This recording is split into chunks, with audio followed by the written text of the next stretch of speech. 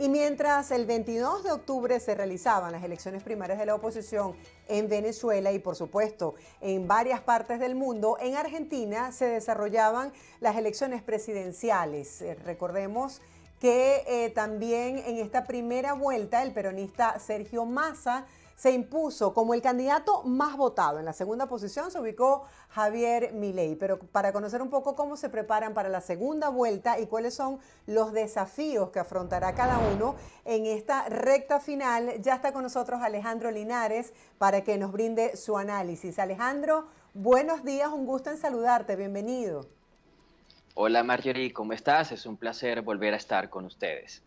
Bien, Alejandro, gracias por estar con nosotros y apartar tu tiempo para compartir el análisis. Quisiera que nos hablaras un poco acerca de los resultados de esta primera vuelta en Argentina. ¿Eran lo esperado o realmente fue un batacazo?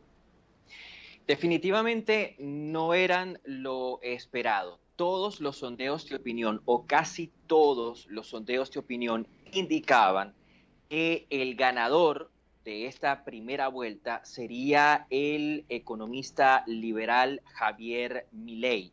De hecho, le daban más de 30% de los votos, más de 30% de los favores. De 16 encuestas, solo una le otorgaba la victoria en primera vuelta a Sergio Massa, y precisamente fue ese sondeo el que terminó siendo acertado. Massa cosechó en total más del 36% de los votos, cosechó 36,68% de los votos, mientras que Javier Milei quedó en segunda posición con 29,99% de los sufragios. ¿Esto qué significa? Aparte de que hubo un fallo en las encuestas. Esto significa, en primer lugar, que tendremos una elección presidencial en dos vueltas, en segunda vuelta. ¿Por qué? Porque en Argentina, para poder ganar la presidencia en una sola vuelta, es necesario obtener más del 45% de los votos o, en su defecto, más de 40% de los votos con un 10% de diferencia por encima del segundo lugar. Esos dos escenarios no se cumplieron, por lo tanto habrá elección presidencial en dos vueltas. Y lo otro que significa es que el peronismo, encabezado por Sergio Massa, logró recuperarse de la derrota que experimentó en las elecciones primarias. Hay que recordar que en Argentina hace unos 2 meses se efectuaron elecciones primarias. En esas elecciones primarias, el gran triunfador y la gran sorpresa fue Javier Milei. Patricia Bullrich y Sergio Massa, quienes son dirigentes, por así decirlo, que vienen de la política tradicional, se ubicaron en tercer y segundo puesto. Sergio Massa quedó en el segundo, Patricia Bullrich quedó en el tercero, Javier Milei quedó en el primero. Estoy hablando de los resultados de las primarias en Argentina.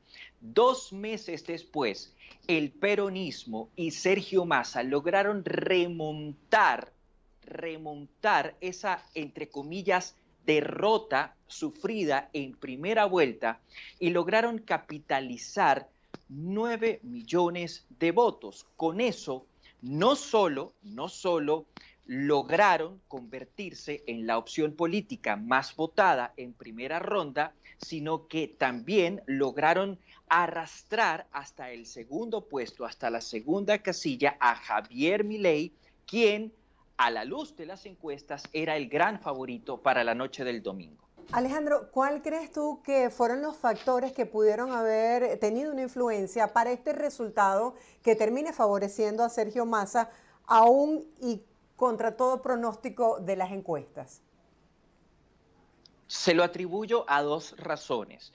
La primera razón es a lo internalizado que está el peronismo en la sociedad argentina, en la cultura argentina.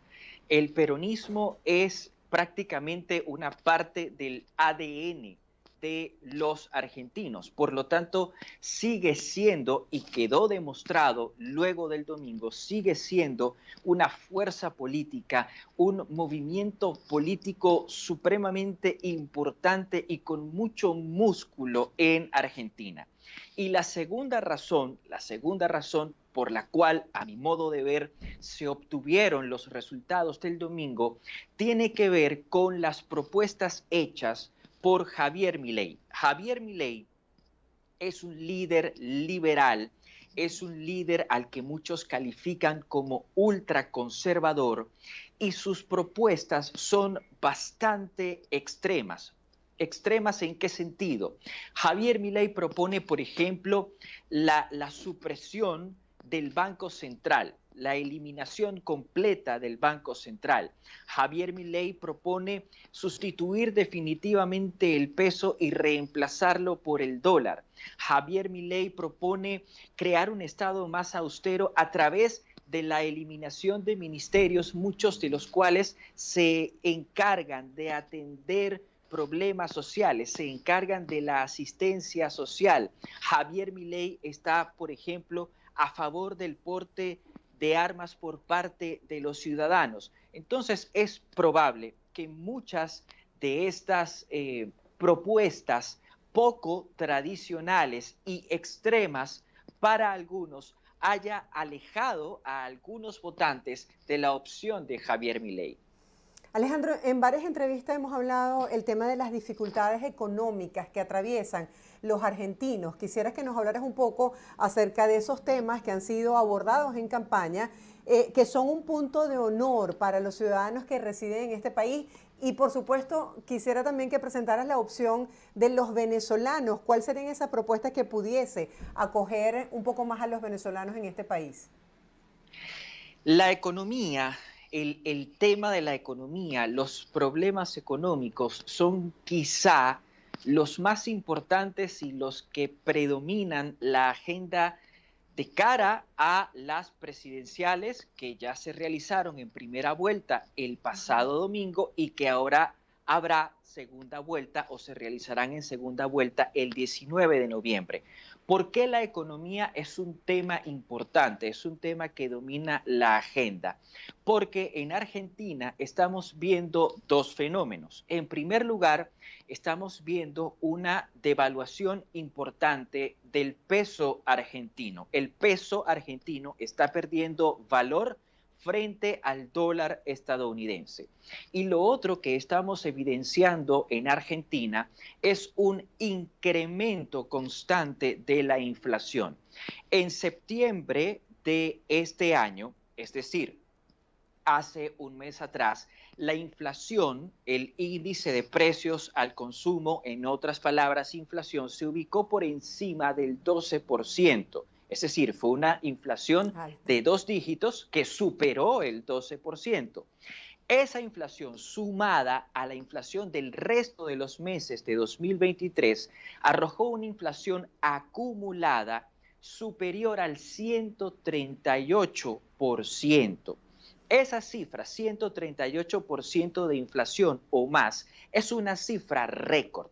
¿Qué sucede? Cuando nosotros sumamos ambos fenómenos, es decir, cuando sumamos la depreciación del peso frente al dólar con la inflación, que es el aumento constante de los precios de los bienes y servicios, todo esto se traduce en una reducción del consumo, en una reducción de la capacidad de consumo de los argentinos. ¿Qué quiere decir esto? Que al día de hoy los argentinos tienen la posibilidad de comprar cada vez menos o de disfrutar cada vez menos servicios. ¿Por qué? Porque simplemente el salario, el sueldo, lo que ganan, lo que tienen en el bolsillo no les alcanza. Esa es la razón por la cual la economía es un tema tan importante y tan clave en las elecciones y para las elecciones presidenciales. Ahora bien, con relación a la población venezolana, a la diáspora venezolana que hace vida en Argentina, ¿cuál de los dos candidatos que pasaron a segunda vuelta podría llegar a ser más atractivo? muy seguramente el más atractivo para la diáspora venezolana, para los migrantes venezolanos, será Javier Milei. ¿Por qué? Porque es un dirigente que ha prometido distanciarse de todas las formas de socialismo habidas y por haber, incluida el comunismo. De manera que Javier Milei podría llegar a ser un dirigente y en caso de ganar la presidencia, un presidente que le plante cara a la administración de Nicolás Maduro.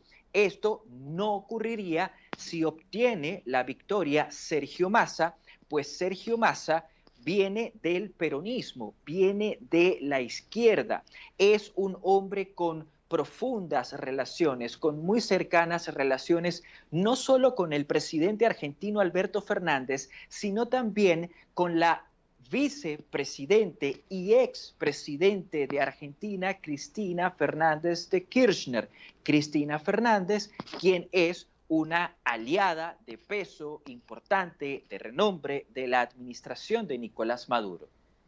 Sí, si me permites, me gustaría hacer la transición a otro tema que también es de interés para nuestra comunidad.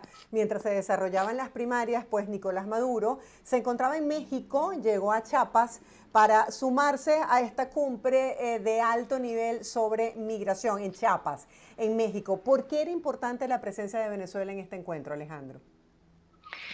Era importante la presencia de Venezuela porque de los miles de migrantes que están cruzando Centroamérica y que están llegando a la frontera sur de Estados Unidos con la intención de solicitar refugio, de solicitar asilo en Estados Unidos, de esos miles de migrantes, la mayoría son migrantes procedentes de Venezuela. De manera que era importante que Venezuela estuviese presente en esa cumbre que fue organizada en el estado de Chiapas, un estado que tiene frontera con otros países centroamericanos que sirven de paso a los migrantes. Los migrantes que van desde Sudamérica hacia el sur de Estados Unidos, es decir, hacia el norte de México, los migrantes atraviesan por lo menos una decena de países, entre ellos atraviesan Panamá, atraviesan Costa Rica, atraviesan El Salvador, atraviesan Guatemala, por supuesto, llegan a México y después es que intentan ingresar a territorio estadounidense. Lo vuelvo a decir, la mayor parte de estos migrantes son venezolanos y por ser venezolanos es que era importante la presencia de Venezuela en esta cumbre migratoria que fue organizada por el presidente de México, Andrés Manuel López Obrador. Me gustaría que compartieras con la audiencia las conclusiones más importantes de esta cumbre. Esta cumbre llegó a varias conclusiones, pero yo me voy a permitir escoger con pinza una que me resultó llamativa.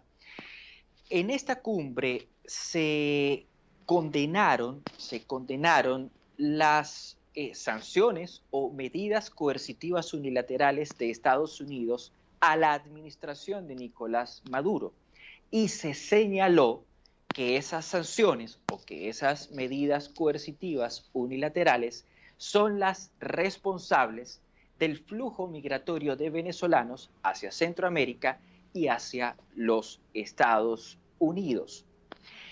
Esta conclusión es errónea, es equivocada. Quizá es conveniente para la narrativa de la administración de Nicolás Maduro, pero es errónea, es equivocada, porque el éxodo de migrantes que ha experimentado Venezuela es previo a las sanciones estadounidenses o a las sanciones de la Unión Europea. Y además, el éxodo de migrantes venezolanos es producto de una emergencia humanitaria compleja, de una crisis humanitaria compleja. Y esto hay que explicarlo bien. El éxodo venezolano, a diferencia del éxodo que podemos ver en otras naciones del mundo, no es producto ni de un desastre natural ni de una guerra. Generalmente, las migraciones a gran escala suelen darse cuando los países entran en guerra, entran en conflicto armado o simplemente sufren algún tipo de desastre natural. En el caso venezolano, la migración no se ha dado ni por una guerra ni por un desastre natural.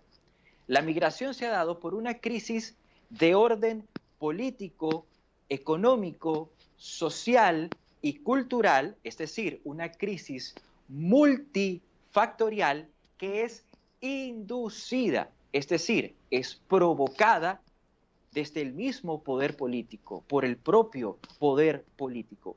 Entonces, es por eso que quería rescatar esta conclusión, porque, lo repito, puede ser muy conveniente para la narrativa de la administración de Nicolás Maduro, pero es una apreciación, termina siendo al final del día una apreciación equivocada sobre el problema migratorio venezolano. Alejandro, gracias por este análisis el día de hoy sobre lo que ha significado esta primera vuelta de las elecciones presidenciales en Argentina, cómo se preparan los candidatos para la segunda vuelta. Estaremos atentos para brindar la cobertura el próximo 19 de noviembre. Y por supuesto, esta intervención de Venezuela para abordar la crisis migratoria que hay. Gracias por acompañarnos. Feliz día para ti. Gracias a ustedes, Marjorie, siempre será un placer.